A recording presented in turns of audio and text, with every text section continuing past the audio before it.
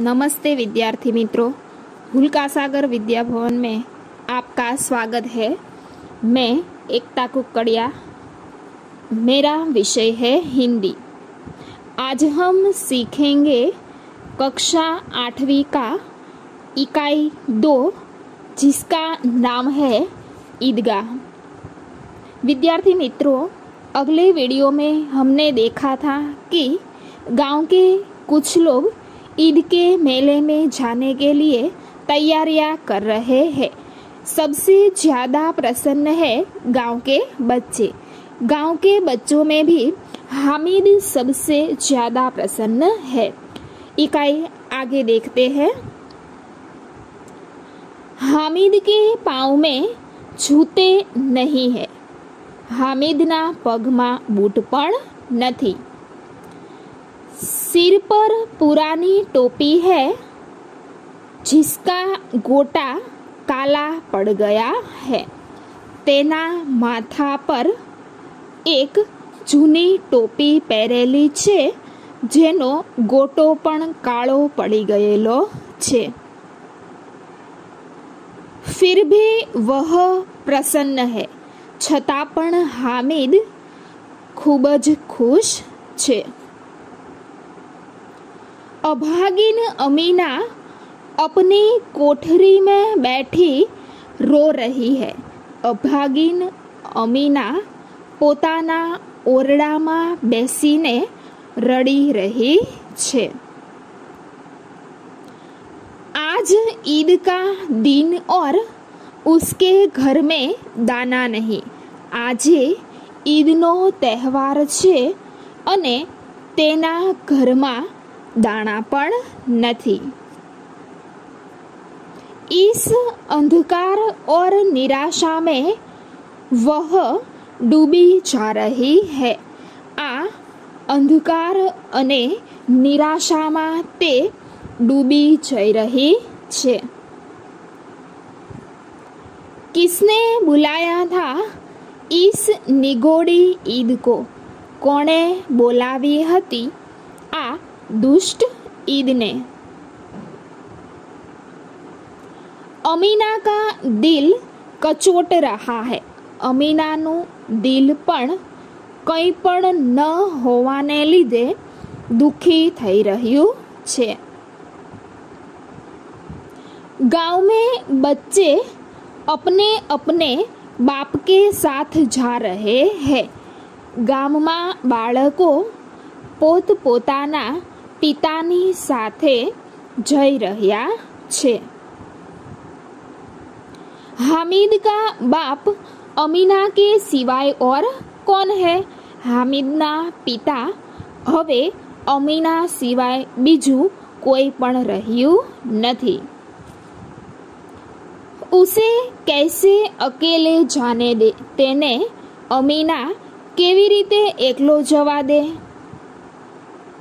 उस भीड़-भाड़ में बच्चा कहीं खो गया तो क्या होगा? ते भीड़ में क्यांक आ बाळक खोवाई जशे तो शुं थशे? नहीं, अमीना उसे यो न जाने देगी। नहीं, अमीना विचारे छे के हूँ तेमने एवी रीते एकलो जवा दईश नहीं। नन्ही सी जान 3 कोस चलेगा कैसे? आ नानकड़ो जीव छे अने 3 किलोमीटर केवी रीते चालशे? पैरों में छाले पड़ जाएंगे। पगमा पण छालाओ पड़ी जशे। जूते भी तो नहीं है। तेनी पासे बूट पण तो नहीं। कुल 2 आने पैसे बच रहे हैं। कुल 2 पैसा बची रह्या छे। 3 पैसे हामिद की जेब में, 5 अमीना के बटुए में। 3 पैसा हामिदना खिस्सामां छे अने 5 पैसा अमीनाना बटुआमां छे, એટલે પાકીટમાં છે। यही तो बिसात है और ईद का त्योहार। એટલી જ હેસિયત છે અને આ ઈદનો તહેવાર છે. અલ્લાહે બેડા પાર લગાય, હવે ભગવાન જ આ દુઃખને અંત લાવે. हामिद भीतर जाकर दादी से कहता है. हामिद ओरडाમાં જઈ અને દાદીને કહે છે, तुम डरना नहीं अम्मा, मैं सबसे पहले आऊंगा. हामिद કહે છે કે માં તું ડરીશ નહીં, હું સૌથી પહેલો આવતો રહીશ. गांव से मेला चला, गांवમાંથી મેળો ગયો. और बच्चों के साथ हामिद भी जा रहा था, અને ગામના બીજા બાળકોની સાથે હામિદ પણ જઈ રહ્યો હતો.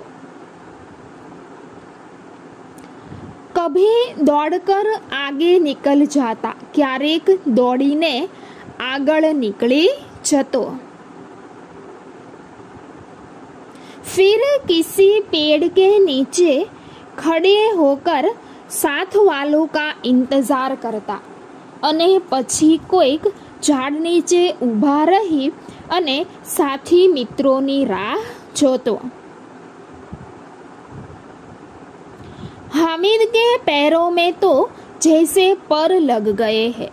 हामिदના પગમાં તો જાણે પાંખો ફૂટી હોય એવું લાગી રહ્યું છે. वह कभी थक सकता था, તે ક્યારેક થાકી પણ શકતો હતો. बड़ी बड़ी इमारतें आने लगी, मोटी मोटी इमारतों आववा लागी.